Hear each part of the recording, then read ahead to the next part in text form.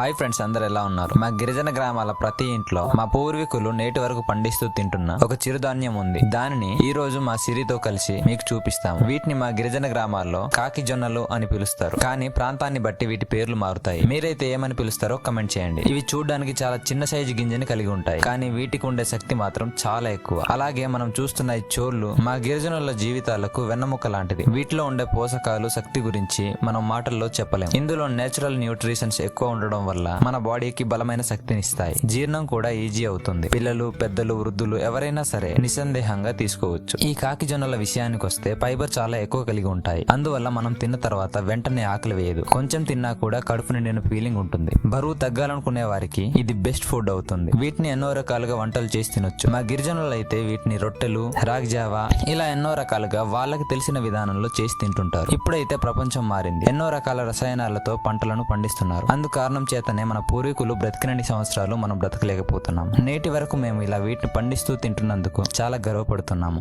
మనం ఎలాగో ఈ రసాయనాలను ఆపలేము, కాబట్టి మనం పండించుకుని తినే వాటినైనా స్వచ్ఛందంగా పండించుకుని తిందాం. ఫ్రెండ్స్, ఇలాంటివి ఇంకా మా పల్లెల్లో నుంచి మా సాంప్రదాయాలను గురించి నేను, మా సిరి మీతో పంచుకుంటూ ఉంటాము. మీ సపోర్ట్ గా ఒక లైక్, షేర్, సబ్స్క్రైబ్ చేస్తే మళ్ళీ మనం కలుసుకుంటాం. Thank you.